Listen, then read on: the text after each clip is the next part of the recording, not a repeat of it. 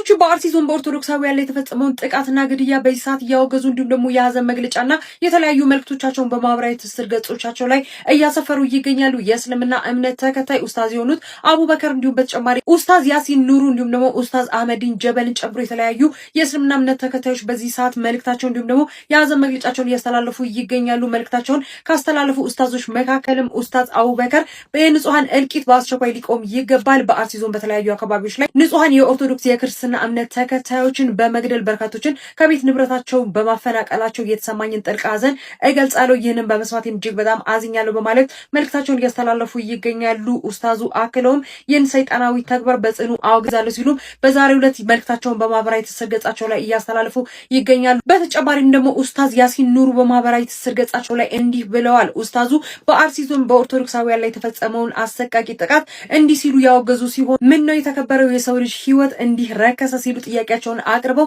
ደመና በማለትም እንግዲህ ድርጊቱን የኦርቶዶክሳውያን ደመና መቅረቱንም ጭምር በዚህ መልኩ አስተላልፈዋል። በምስራቅ አርሲ ዞን በውድ ወገኖቻችን ላይ የተፈጸመውን አሰቃቂ ድርጊት በመስማቴ እጅግ በጣም አዝኛለሁ፣ የተሰማኝን ጥልቅና መሪር ሀዘንም ለመግለጽ እወዳለሁ ሲሉ ኡስታዙ መልእክታቸውን በማህበራዊ ትስስር ገጻቸው ላይ አስተላልፈዋል። እንዲሁም በተጨማሪ ኡስታዝ አህመዲን ጀበልም እንዲህ ሲሉ በማህበራዊ ትስስር ገጻቸው ላይ መልእክቶችን እያስተላለፉ ይገኛሉ። ኡስታዙም የንጹሃን ደም ያለ አግባብ መፍሰስና የዜጎች መገደል በአስቸኳይ ሊቆም ይገባል፣ ለዘላቂ ሰላም በጋራ እንምከር ሲሉ መልእክታቸውን እያስተላለፉ ይገኛሉ። በአርሲ ዞን በተለያዩ አካባቢዎች ላይ ኦርቶዶክሳውያን ማለት ነው በተደጋጋሚ ግድያ እንዲሁም ደግሞ አፈናና የንብረት መቃጠልና መውደም እንዲሁም በተጨማሪ ደግሞ በቤተክርስቲያኖች ላይ ማለት ነው የተለያዩ ጥቃትና ቃጠሎች ጭምር እየተከሰቱ ይገኛል። አሁንም ድምጻችንን እናሰማለን ለሚመለከተው አካል ማለት ነው በድጋሚ መልእክታችንን ማስተላለፍ እንወዳለን። ይህንን ቪዲዮ ሪፖስት አድርጋችሁ ለበርካቶች እንዲዳረስ አድርጉ። አሁንም ተጨማሪ አዳዲስ መረጃዎችን ይዤላችሁ እመጣለሁ። የፕላስ ምልክቷን ታዲያ ተጭናችሁ አብራችሁን ቆዩ። መልካም ቆይታ ይሆንላችሁ።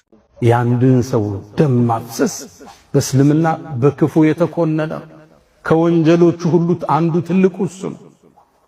አንድን ሰው ሌላ ነፍስ ማጥፋት የሙስሊምን አይደለም፣ የመጽሐፍ ሰዎች የምንላቸውን ክርስቲያኖችን አይደለም፣ ጣዖት አምላኪን ቢሆን እምነት የለሹን ሰው ቢሆን ደሙን ማፍሰስ ነብዩ አለይሂ ሰላቱ ወሰላም በትልቁ የኮነኑት ቁርአን አጸያፊነቱን የጠቀሰው የሰው ልጅ ደም ክብር ነው።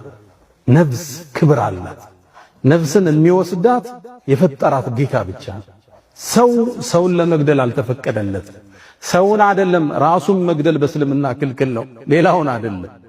ራሱን አንድ ሰው ቢያጠፋ ትልቅ ወንጀል ባጠፋበት ሁኔታ ተቀስቅሶ ለዓመታት እንዲሰቃይ ይደረጋል።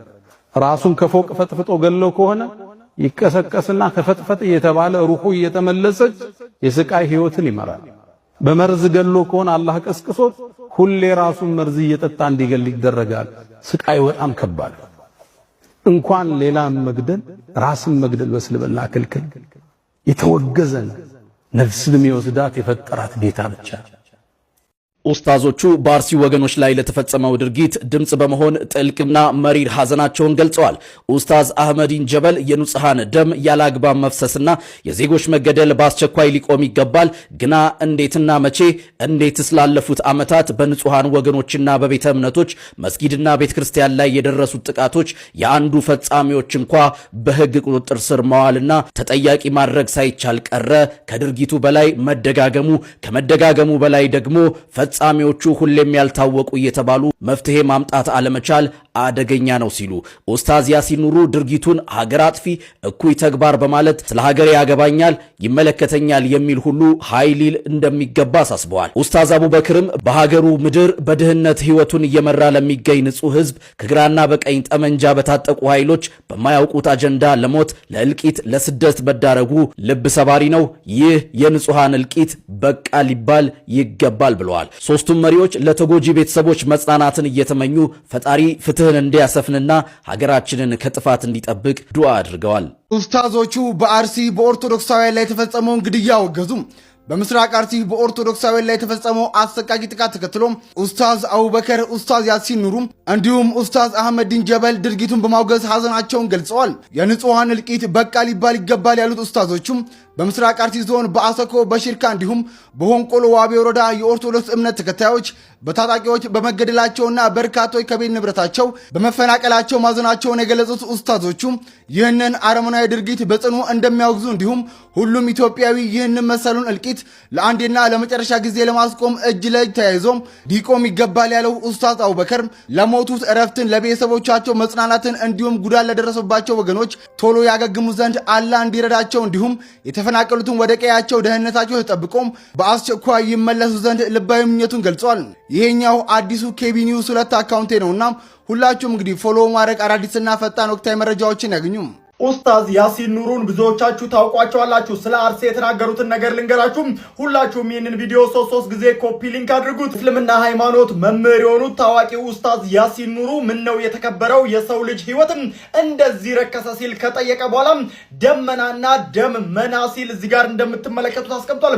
በምስራቅ አርሲ በውድ ወገኖቻችን ላይ የተፈጸመውን አሰቃቂ ጥቃት በመስማቴ የተሰማኝን ጥልቅና መሪር ሀዘን ለመግለጽ እወዳለሁ ብሏል። አክሎም ታዲያ በሰላም ወጥተው ስለመግባታቸው መተማመኛ የሌላቸውን ዜጎች ያቀፈች ሀገር ወደፊት የመራመድ ድሏ የቀጨጨ የማደግ ተስፋዋ የመነመነ ነውና ስለ ሀገሬ ያገባኛል ይመለከተኛል የሚል ሁሉ ኃይል ይገባል ብሏል። ከምንም በላይ ደግሞ መሰል አስነዋሪ ድርጊቶችን እንደ መልካም አጋጣሚ በመጠቀም በህዝቦች መካከል አለመተማመንን የሚዘሩ ኃላፊነት የጎደላቸው ግለሰቦችም የጉዳዩን አደገኛነት ከግምት ውስጥ በማስገባት ከድርጊታቸው እንዲቆጠቡና ቆም ብለው እንዲያስቡ አበክሬ ለመግለጽ እወዳለሁ። አላህ የተበዳዮችን እንባ እንዲያብስም ለበዳዮችም የእጃቸው እንዲሰጣቸውና ፍትህ እንዲሰፍንልንም የበረታ ዱዓኤ ነው ሲል ገልጿል።